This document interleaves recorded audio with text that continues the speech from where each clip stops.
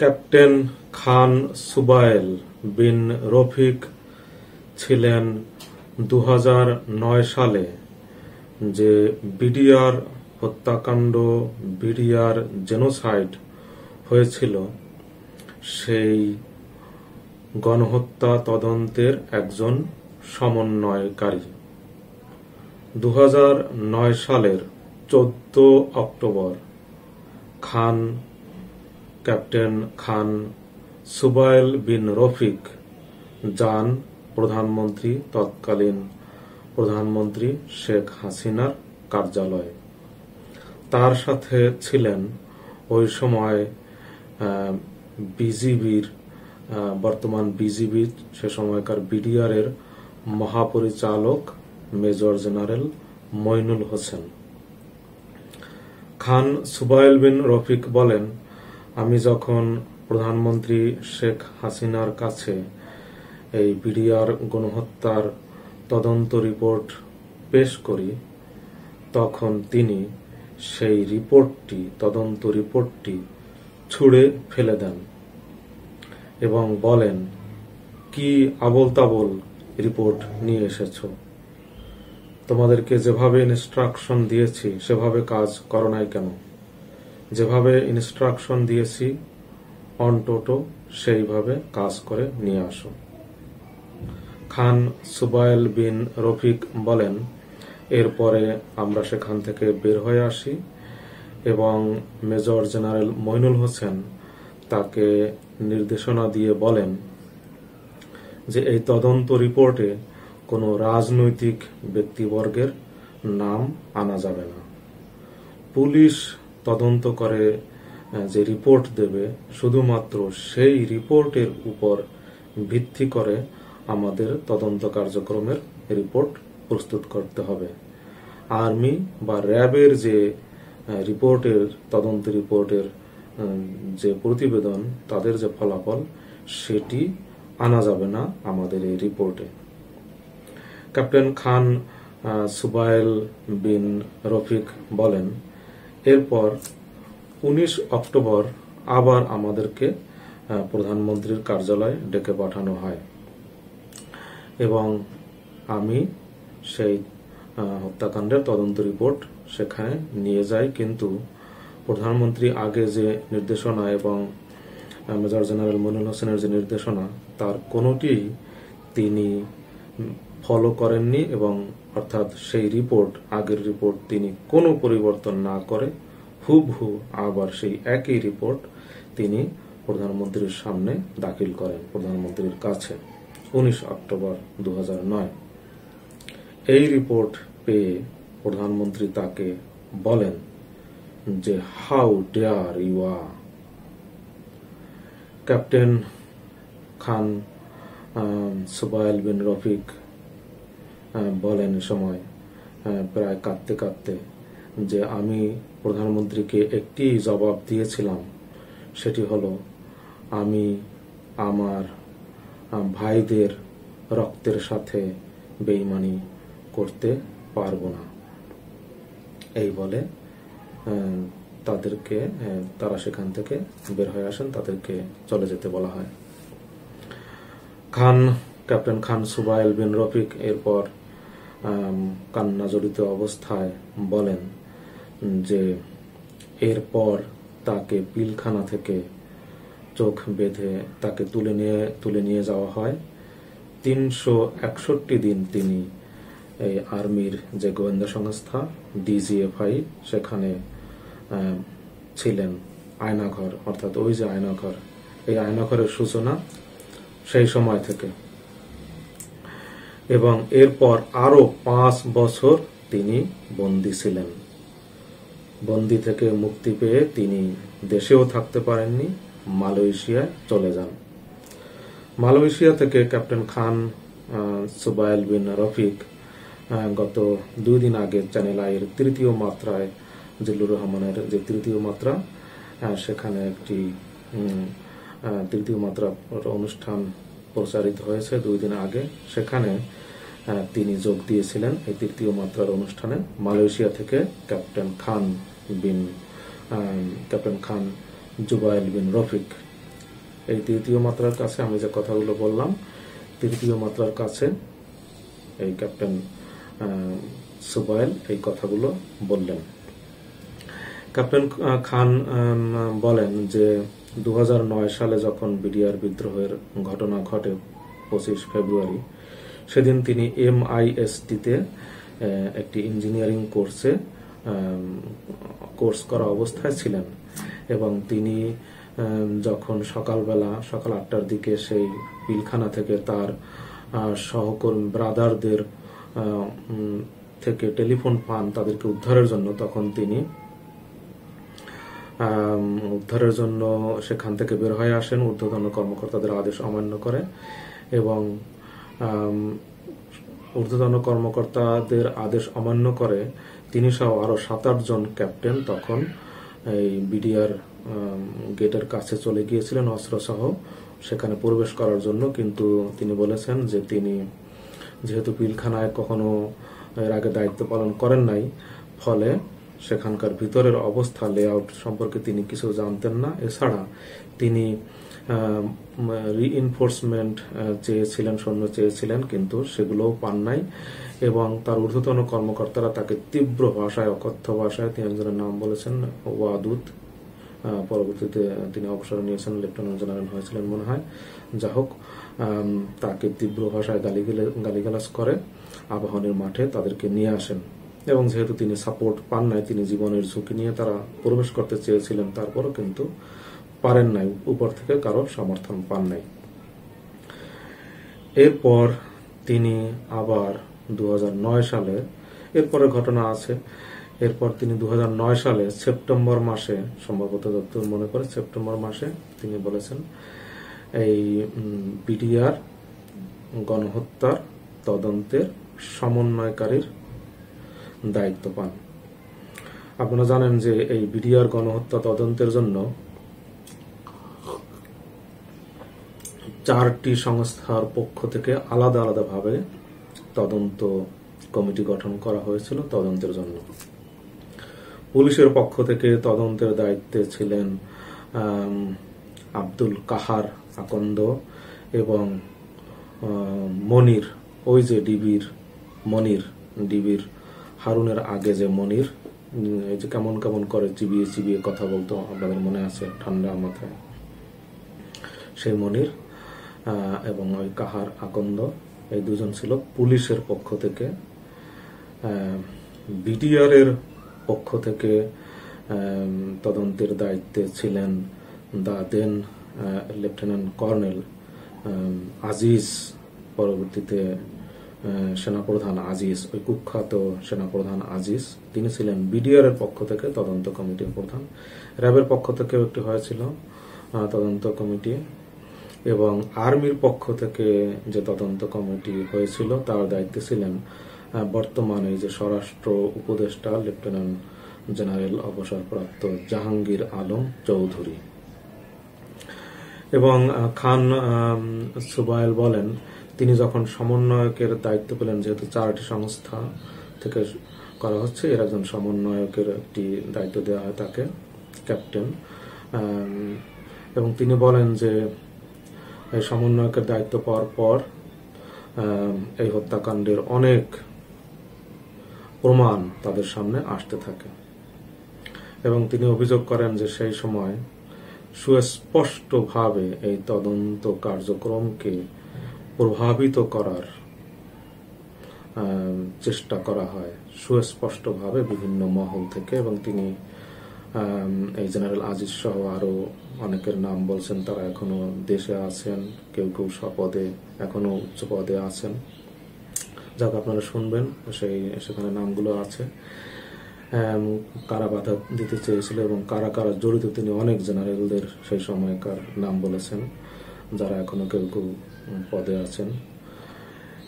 যা হোক, এবং ক্যাপ্টেন খান সুবাইল বিন রফিক বলেছেন যে তার জানা মতে তিনি যেটি বুঝতে পেরেছেন সেটি হলো এটি ছিল একটি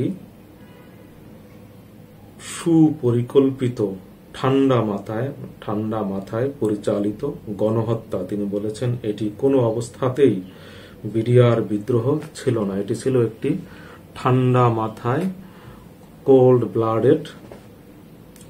একদম ঠান্ডা কুল ব্রেইনে পরিচালিত গণহত্যা।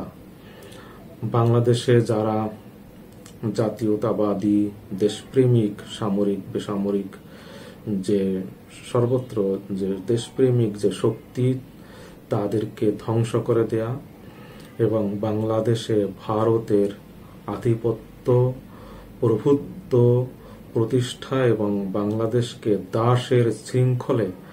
দাসত্বের শৃঙ্খলে আবদ্ধ করার জন্য একটি সুপরিকল্পিত চক্রান্তের অংশ ছিল এই বিডিআর গণহত্যা।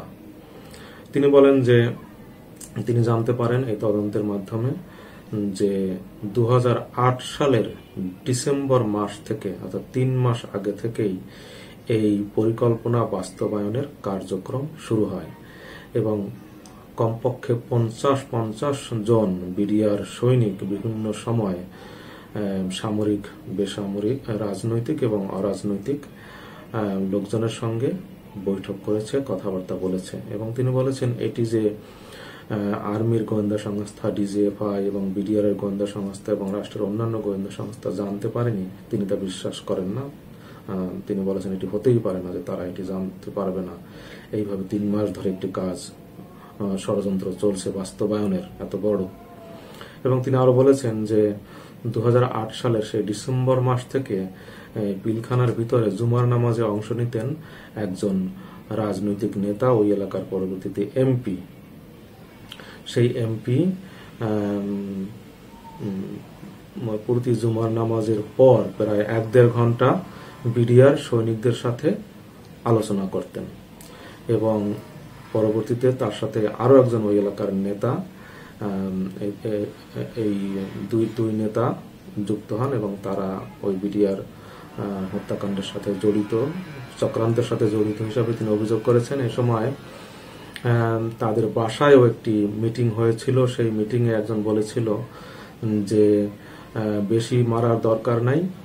এই বিডিআর যারা উপস্থিত ছিল সেই বৈঠকে, তাদেরকে তিনি বলেছিলেন, ওই একজন রাজনৈতিক নেতা আওয়ামী লীগের, যে বেশি মারার দরকার নাই, 2-3 জনকে তোমরা ফেলে দেবা, এটা আমরা দেখব। এবং জিল্লুর রহমান তখন জানতে চান যে এই 2 জন ব্যক্তিকে। তখন এই ক্যাপ্টেন খান বলেন যে ব্যারিস্টার ফজলে নূর তাপস এবং জাহাঙ্গীর কবির নানক, এই 2 ব্যক্তির তিনি নাম বলেন। যা হোক, ক্যাপ্টেন খান যে রিপোর্ট দিয়েছিলেন সেখানে এই তদন্তে রাজনৈতিক যে ব্যক্তিদের নাম ছিল এবং কখন থেকে ষড়যন্ত্র কিভাবে শুরু হয়, এই বিষয়গুলো তার তদন্তে ছিল এবং সেই রিপোর্টেই তিনি দাখিল করেছিলেন প্রধানমন্ত্রীর কার্যালয়ে এবং যা তিনি ছুঁড়ে ফেলে দিয়েছিলেন এবং পরিবর্তন করতে বলেছিলেন।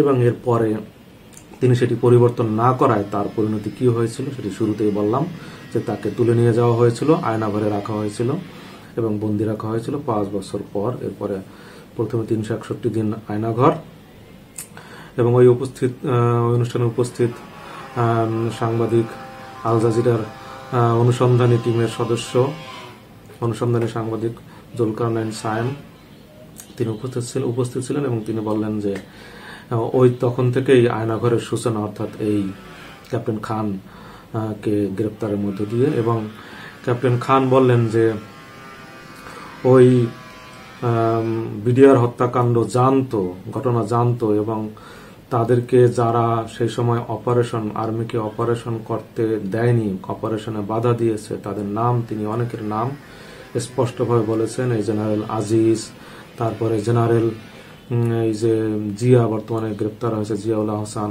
কুখ্যাত জিয়াউল হাসান, আয়নাঘরের হোতা অন্যতম, অনেকের আরো নাম বলে তিনি বলেছেন এদের প্রত্যেকের হাত রক্তে রঞ্জিত।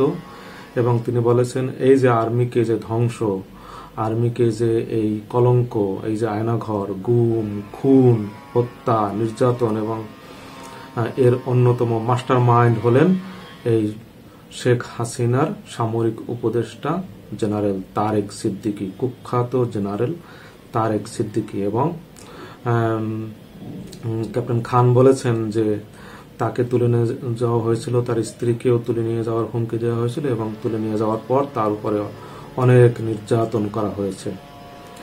এবং ক্যাপ্টেন খান বলেছেন যে আরো অনেক সাবেক সেনা কর্মকর্তা এই বিডিআর হত্যাকাণ্ড বিষয়ে সবাই একমত যে যদি আর্মিকে সেই সময় অপারেশন চালাতে দেয়া হতো তাহলে সেই যে 58 জন বিডিআর, 58 জন সেনা কর্মকর্তা এবং আরো যারা নিহত হয়েছে, মোট 74 জন বলা হয়, সঠিক সংখ্যা যা হোক এখনো হয়তো আরো পরিবর্তন হতে পারে। তিনি বলেছেন যে তাদের সবাইকে, দু একজন হয়তো অ্যাক্সিডেন্টালি মারা যেত কিন্তু তাদেরকে রক্ষা করা যেত। সবার একমত এ বিষয়ে যে তাদেরকে যদি আর্মিকে সেদিন অপারেশন সঠিক সময় করতে দেয়া হতো তাহলে তাদের জীবন বাঁচানো যেত। এবং ক্যাপ্টেন খান বলেছেন সুস্পষ্টভাবে ভিতরে যখন হত্যাকাণ্ড একেবারে বেছে বেছে খুঁজে খুঁজে চিহ্নিত টার্গেটকৃত সেনা কর্মকর্তাদের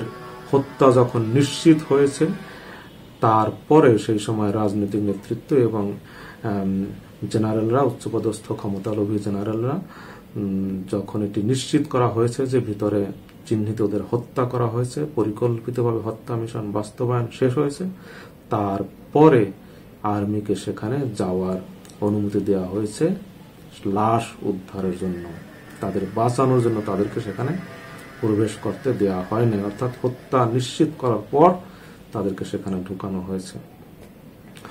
যাই হোক, ক্যাপ্টেন খানের সেই মর্মান্তিক যে তাকে তুলে নিয়ে যাওয়া, এরকম কত যে ঘটনা। ওই অনুষ্ঠানে, ওই টক শোতে আরো উপস্থিত ছিলেন মেজর রেজাউল করিম। আপনারা জানেন, আগেই বলেছে, এই যে মেজর রেজাউল করিম হলেন একজন খুবই ব্রাইট স্টুডেন্ট ছিলেন এবং চৌকস আর্মি অফিসার ছিলেন এবং তাকেও তুলে নিয়ে যাওয়া হয়েছিল আয়না ঘরে। এবং এর প্রথমে তাকে তুলে নিয়ে যাওয়া হয়েছিল জঙ্গি অপবাদ দিয়ে, পরে তাপসের উপরে বোমা হামলার অপবাদ দিয়ে, সেগুলোর কোনো প্রমাণ কোনো অবস্থাতেই না পাওয়ায় পরবর্তীতে তার বিরুদ্ধে ওই যে সেনাকুঞ্জে যখন প্রধানমন্ত্রীর সামনে সেই সম্মেলনে অধ্যত্ব প্রকাশের অভিযোগে তাকে তুলে নিয়ে যাওয়া হয়েছিল। এবং আমি আগের ভিডিওতে যে কথাটি বলিনি, তার স্ত্রীকেও তুলে নিয়ে যাওয়া হয়েছিল। এই যে ডিজিএফআই তুলে নিয়ে গিয়েছিল, তিনি বলেছেন যে তুলে নিয়ে যাওয়া হয়েছিল এবং তার আব্বার অনেক চেষ্টার কারণে তার স্ত্রীকে পরে ছেড়ে দেওয়া হয়। তার আব্বা নৌবাহিনীরও অফিসার ছিলেন, তার আব্বাকেও অপমান করছে আর্মির সেই ডিজিএফআই এর লোকজন। যা হোক, বলতে চাচ্ছিলাম যে আরেকটি ঘটনা এখানে উল্লেখ করি, ও আরেকটি ঘটনা মিস গেছে। সেটি হলো ক্যাপ্টেন খান বলেছেন যে তার জানা মতে মে মাস থেকে সেপ্টেম্বর মাসে পিলখানার ভিতরে 3 জন বিডিআর সদস্যের আত্মহত্যার ঘটনা ঘটে এবং তিনি বলেছেন যে এরা ছিল প্রাইম সাক্ষী, এই হত্যাকাণ্ডের অন্যতম সাক্ষী। ফলে এই যে ঘটনা, তাদেরকে যেটা আত্মহত্যা বলে চালানো হয়েছে সেটি আত্মহত্যা কিনা সেটি একটি রহস্য, তার তদন্ত আসলে হয় নাই বলে তিনি দাবি করেন।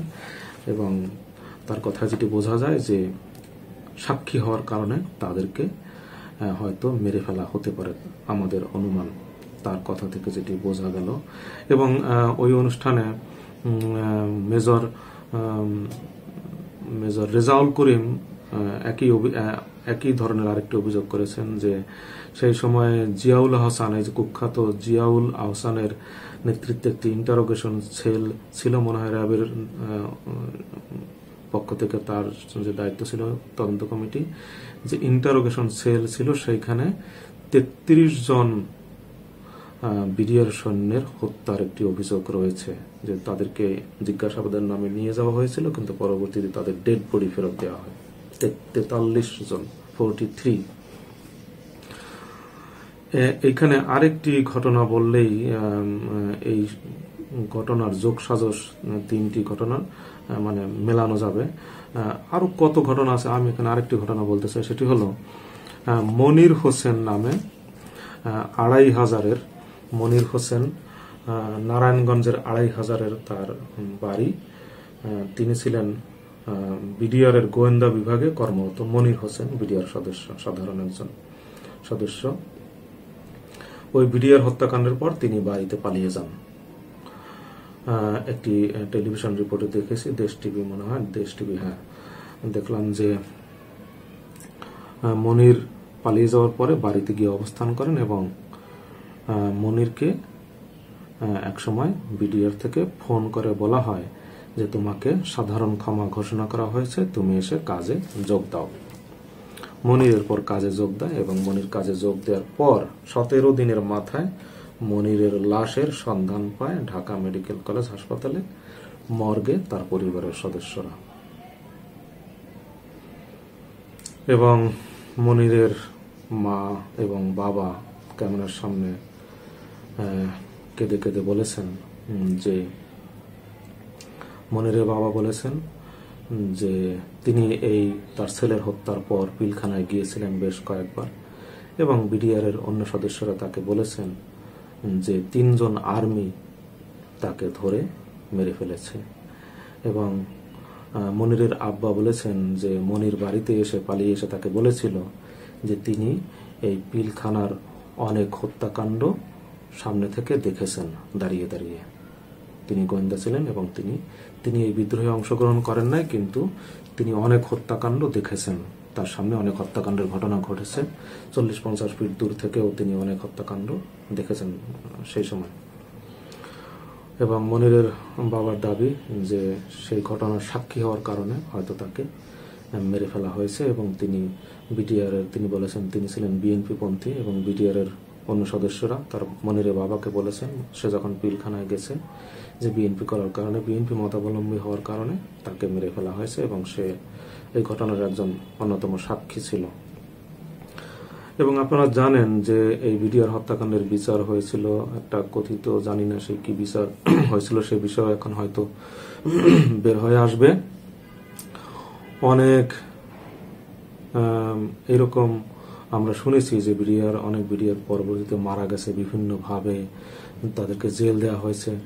হতে পারে যে এই বিচারের সময় নিশ্চয়ই তদন্ত হয়েছে, জিজ্ঞাসাবাদ হয়েছে, সাক্ষী হয়েছে এবং এই জিয়াউলের নেতৃত্বে যে 43 জনের হত্যার যে অভিযোগ এবং পরবর্তীতে 3 জনের যে আত্মহত্যার ঘটনা এবং এই যে মনিরের হত্যার ঘটনা, এ থেকে বোঝা যায় যে আমাদের মনে আসে একটি কথা, সেটি হলো যে হতে পারে যে এই ঘটনার সাক্ষী যারা ছিল বিডিআর হত্যাকাণ্ডের, যে যারা বেঁচে থাকলে হয়তো এই আওয়ামী লীগের, যেহেতু এখন অনেক সেনা অফিসারের কথা এটি প্রতিষ্ঠিত, ডকুমেন্টেড যে এটি ছিল একটি সুপরিকল্পিত হত্যাকাণ্ড, বাংলাদেশ আর্মির মেরুদণ্ড ভেঙে দেওয়ার জন্য, আর্মিকে ধ্বংস করার জন্য, ভারতের দাসে পরিণত করার জন্য আমাদেরকে গোটা জাতিকে, এর সঙ্গে রাজনৈতিক অরাজনৈতিক দেশি বিদেশি চক্রান্ত জড়িত ছিল। যেহেতু এটি পরিকল্পিত হত্যাকাণ্ড এবং প্রধানমন্ত্রীর যে রিপোর্ট ছুড়ে ফেলার যে ঘটনা, তদন্ত রিপোর্ট পরিবর্তনের যে কথা বলা এবং জেনারেল মইনুল হোসেনের যে নির্দেশনা, অর্থাৎ কেবল পুলিশের রিপোর্টের উপর ভিত্তি করে তদন্ত রিপোর্ট দিতে হবে, আর্মির রিপোর্ট, র্যাবের রিপোর্ট আনা যাবে না। পুলিশের রিপোর্ট কি তা তো আপনারা জানেনই, এবং সেখান থেকে রাজনৈতিক নেতাদের নাম বাদ দেয়া, এইসব মেলালে এবং এই বিডিআর যে পরবর্তীতে নিহত হওয়ার ঘটনা, হত্যাকাণ্ডের ঘটনা, আত্মহত্যার, বোঝা যায় যে সাক্ষীদের তারা পৃথিবী থেকে বিদায় করে দিয়েছে। এই সময় যারা সেই বিডিআর যারা কর্মকর্তা ছিল, সেনা কর্মকর্তা ছিল, যারা কুখ্যাত যে সমস্ত এর সঙ্গে, অর্থাৎ যারা আর্মির কর্মকর্তা হয়েও এই নিজেদেরকে রাজনৈতিক দলের কর্মীতে পরিণত করেছে, কেবল কর্মী নয়, রাজনৈতিক দলের খুনিতে পরিণত করেছে নিজেদেরকে, যারা নিজেদের সমস্ত বিবেককে, নৈতিকতাকে চূড়ান্ত রূপে পদদলিত করে বিসর্জন দিয়ে এই জিয়াউল হাসানের মতো কুখ্যাত, এই জেনারেল আজিজের মতো, এরকম যারা এখনো আরো কুখ্যাত আছেন, এদের মতো লোক, এই যারা নিজেদেরকে এই তারেক সিদ্দিকীর মতো জেনারেল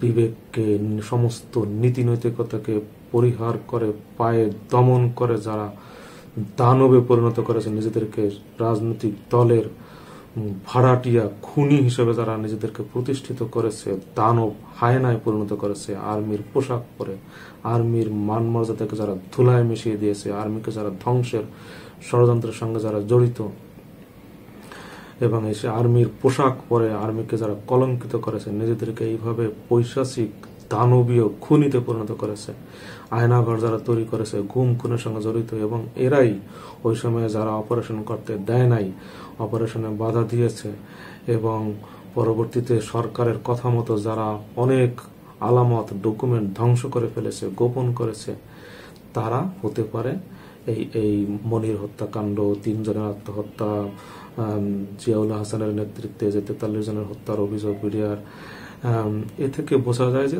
তারা এই চক্র সেই সময় যারা জড়িত, জেনারেল ক্যাপ্টেন খান বলেছেন যাদের প্রত্যেকের হাত রক্তে রঞ্জিত, তারা এই বিডিআর হত্যাকাণ্ডের অনেক সাক্ষীকে হয়তো সুপরিকল্পিতভাবে পরবর্তীতে মেরে ফেলেছে।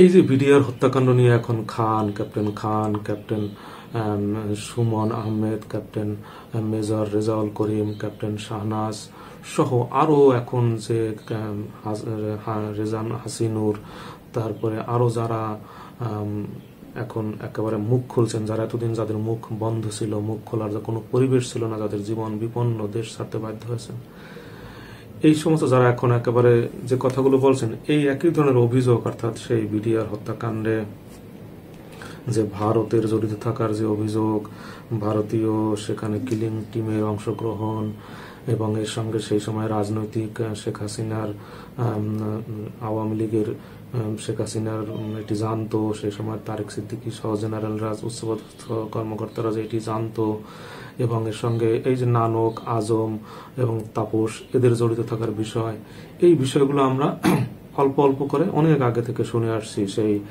মরহুম ক্যাপ্টেন শহীদ, তারপরে lieutenant colonel Mustafizur Rahman, colonel Shahid, আরেকজন শহীদ, তারপরে লেফটেন্যান্ট জেনারেল হাসান সারোয়ার্দী, এই কনক সরোয়ার সহ আরো অনেকের সাথে সাক্ষাৎ করে অনেক অভিযোগ এসেছে, এবং অনেকে কিছুটা রেখে ডেকে হলেও, যেমন জেনারেল হাসান সরোয়ার্দী এর আগেও এই বিষয়ে বিডিআর হত্যাকাণ্ড নিয়ে কথা বলেছেন, অনেকটা রেখে ডেকে। এরপরে গত 2 দিন আগে তিনি যমুনা টেলিভিশনে তার একটি সাক্ষাৎকার প্রচারিত হয়েছে, সেখানেও তিনি বলেছেন, তবে এখনো তিনি পুরোপুরি আমার মনে হয়েছে কিছু কথা তিনি রেখে বলেছেন, কারণ পরিবেশ এখনো অনুকূলে নয়, এবং তিনি বলেছেন এখনো তাদের অনেকে শক্তিশালী পদে বহাল আছে, শক্তিশালী অবস্থায় আছে। এবং তিনিও বলেছেন, জেনারেল হাসান সারোয়ার্দী, যে সেই সময় রাজনৈতিক দল, রাজনৈতিক সরকার, আওয়ামী লীগ, তারপরে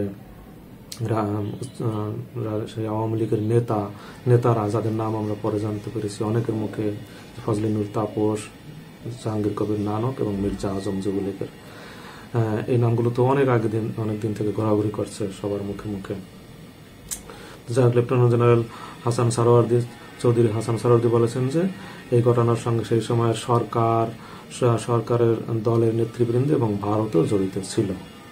তিনি বলেছেন যে একটি কথা আমার মনে তখনও ছিল এবং এখনো আছে, যে এই ঘটনার সঙ্গে এরা জড়িত। যা হোক, এ থেকে বোঝা যায় যে এটি ছিল একটি সুপরিকল্পিত হত্যাকাণ্ড, গণহত্যা, বাংলাদেশ আর্মিকে ধ্বংস করে দেওয়ার জন্য। এবং শেখ হাসিনা যেটি বলেছেন হাসান সারোয়ার্দীকে, যে আর্মিকে বলা হয় জনগণের ভরসা স্থল, একদিন এমন সময় আসবে যে আর্মিকে মানুষ বলবে অতি দুর্নীতিগ্রস্ত, অতি অর্থলোভী, এদেরকে টাকা পয়সা ধন দৌলত দিয়ে ভাসিয়ে দেওয়া হবে যাতে তারা এই দেশপ্রেম, দেশের রাজনীতিগুলো নিয়ে মাথা ঘামানোর সময় না পায়। এবং এখনো আর্মি সম্পর্কে যে সমস্ত যারা বিভিন্ন উচ্চ পদে বহাল আছে তাদের সঙ্গে এখনো সেই চক্রান্তকারীদের সাথে যোগাযোগ, ভারতের যোগাযোগের বিভিন্ন কথাবার্তা যে শোনা যাচ্ছে, যা খুবই দুঃখজনক। এবং এই যে অভিযোগ শুনছি, এগুলো প্রিয় দর্শক, গত 15 বছরের যে বিভৎস একটি শাসনের ভিতরে আমরা ছিলাম, তার একটি যন্ত্রণা আমরা ভোগ করেছি অসহ্য মানসিক যন্ত্রণা, এখন আবার ভোগ করছি। এই যে লুটেরা খুনি ভারতের কৃতদাস যে হাসিনা বিদায় হওয়ার পর যে বিভৎস চিত্র বের হয়ে আসছে, এটি এখন আরেকটি মর্মবেদনার কারণ। দীর্ঘদিন সেই জুলাই থেকে আমি স্বাভাবিক কাজকর্ম বিঘ্নিত, কিসব কথাবার্তা, কিসব ঘটনা শুনছি, কিসব ঘটনা কানে আসছে, এবং ইউটিউব খুললেই,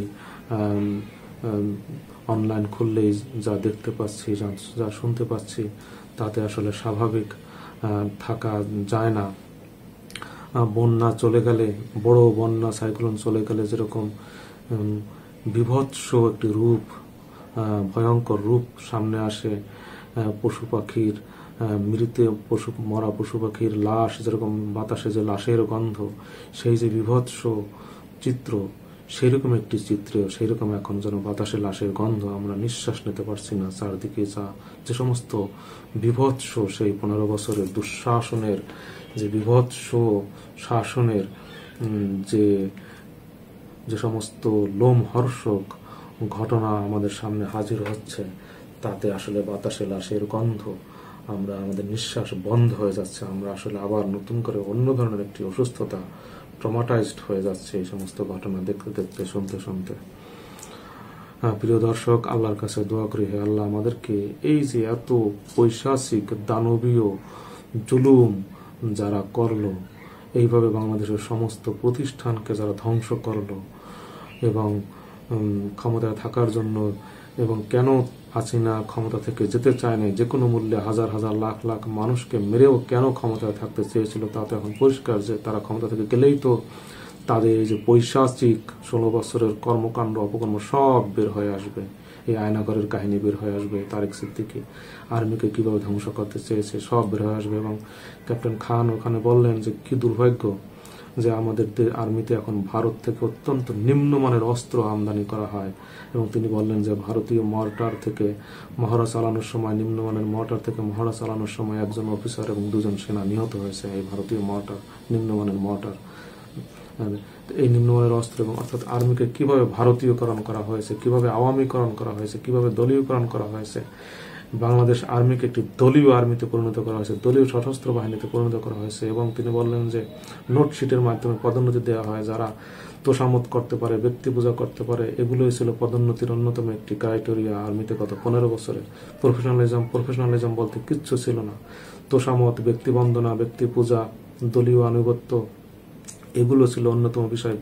যে বিভীষিকাময় পরিস্থিতি গত 15 বছরে, 15.5 বছরে আর্মিতে তৈরি হয়েছিল, এই কারণে অনেক দেশপ্রেমিক আর্মি এগুলোর সাথে অ্যাডজাস্ট করতে না পারে অবসরে চলে গেছেন। এবং সেটা তো স্বাভাবিক, মানে এরকম একটি পরিস্থিতি। এছাড়া সেই বিডিআর হত্যাকাণ্ডের সাথে যারা প্রতিবাদ করেছিল, সেই সেনাকুঞ্জের সম্মেলনে প্রধানমন্ত্রীর সামনে যারা উচ্চবাচ্য করেছিল, উচ্চবাচ্য বলাটাও ঠিক হবে, যারা আবেগ প্রকাশ করেছিল, ন্যায় বিচার দাবি করেছিল, সুষ্ঠু তদন্ত দাবি করেছিল, কেন এরকম ব্রাদারদের হত্যা করতে দেওয়া হয়েছিল, কেন পদক্ষেপ নেওয়া হয়নি, এই সমস্ত যারা বলে আবেগ প্রকাশ করেছিল, তাদেরকে তালিকা ধরে ধরে পরবর্তীতে তাদেরকে হয়রানি, গুম, হত্যা, বরখাস্ত সহ যে সমস্ত অবিচার ও জুলুম তাদের উপরে নেমে এসেছে।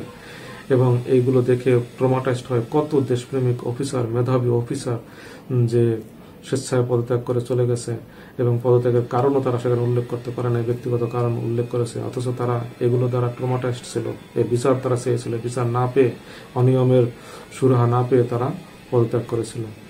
তো এইভাবে যারা দেশকে ধ্বংস করেছে, বাংলাদেশের গৌরবের আর্মি, কত সম্মানের বাংলাদেশ আর্মিকে নিয়ে আমরা কত সম্মান দেশবাসী করতো এক সময়। সেই আর্মিকে যেভাবে যারা এইভাবে, সেই আর্মির যে কলঙ্ক, এখন আয়নাঘর সারা বিশ্বে আলোচিত, যে আর্মি গোয়েন্দা সংস্থার অধীনে এই ধরনের কুখ্যাত কর্মকাণ্ড পরিচালিত হয়েছে বাংলাদেশে।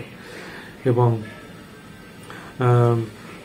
অনেকে অভিযোগ করেছে, সে ডিজিএফআই ইন্টারোগেশনের সময় কেউ কেউ অভিযোগ করেছেন যে তাদের মনে হয়েছে সেখানে ভারতীয় লোকজন তাদেরকে প্রশ্ন করছে উপস্থিত হয়ে। সেখানে কি দুঃখজনক, কি ট্রাজিক, কি ভয়ঙ্কর, গা শিউরে ওঠার মতো কথা যে আমাদের সেনা হেডকোয়ার্টারে গোয়েন্দা বাহিনী, গোয়েন্দা সংস্থার, যেখানে আমাদের দেশপ্রেমিক যারা সরকারের বিরুদ্ধ বলে মনে করে, তাদেরকে ধরে নিয়ে নির্মম নির্যাতন, জিজ্ঞাসাবাদে সেখানে তারা কেউ কেউ অভিযোগ করেছেন যে ভারতীয় লোকজন তারা মনে করছে সেখানে তাদেরকে প্রশ্ন করছেন, তারা ইংরেজিতে প্রশ্ন করছেন। এবং যা হোক, সেটা আপনারা শুনেছেন, আমি ডিটেলস এখানে বলতে চাই না। এগুলো তদন্তে আরো বের হয়ে আসবে। শেহানগরের সাথে জড়িত লোকজনকে যদি গ্রেপ্তার করা হয়, এখনো যারা পদে বহাল আছে তাদেরকে যদি বিচারের আওতায় আনা হয়, তাহলে আরো অনেক জঘন্য বিভৎস ঘটনা বের হয়ে আসবে বলে আমি মনে করি। এবং আল্লাহর কাছে দোয়া করি, হে আল্লাহ, এইরকম পৈশাচিক কর্মকাণ্ড যারা করেছে তাদের বিচার আপনি আমাদেরকে কিছুটা হলেও দেখান, হে আল্লাহ। তাহলে এই দেশবাসী অন্তরে একটি শান্তি পাবে, অন্তরে একটি তৃপ্তি পাবে। যারা নির্মম নির্যাতনের পৈশাচিক জুলুমের শিকার হয়েছে তারা, হে আল্লাহ, শান্তি পাবে। হে আল্লাহ, তাদের অন্তরে শান্তির জন্য হলেও আপনি এই কুখ্যাত হায়নার পিশাচ খুনি দানবদের উপযুক্ত শাস্তির, দৃষ্টান্তমূলক শাস্তির ব্যবস্থা করেন, যাতে আমরা দেখে একটু শান্তি পাই। যারা আমরা 15টা বছর এগুলো নীরবে দেখেছি, যাদের বুক ফেটে গেছে, অন্তর ফেটে গেছে, বোবা কান্নায় যারা দিনরাত পার করেছে, যারা অসুস্থ হয়ে গেছে এগুলো দেখতে দেখতে, তাদের অন্তরে শান্তি পাবে। হে আল্লাহ, যদি আপনি এর বিচার দেখাতে পারেন, আমাদেরকে দেখান। যদি পরকালে তো আপনি বিচার করবেন, কিন্তু দুনিয়াতেও আমাদেরকে দেখান। এবং এই ভুক্তভোগীদের অন্তরে, আত্মার ভুক্তভোগীদের মনে যাতে শান্তি পায়, এবং পরবর্তীতে যাতে কেউ এই ধরনের পৈশাচিক কাজে, এই ধরনের জঘন্য হায়নার মতো হিংস্রতার দানবীয় কর্মকাণ্ডে যাতে কেউ আর লিপ্ত হতে না পারে, যাতে ভয় পায়, সেজন্য হলেও আপনি আমাদেরকে এর বিচার দেখান, হে আল্লাহ। প্রিয় দর্শক, আল্লাহ আপনাদের ভালো রাখুন। আসসালামু আলাইকুম।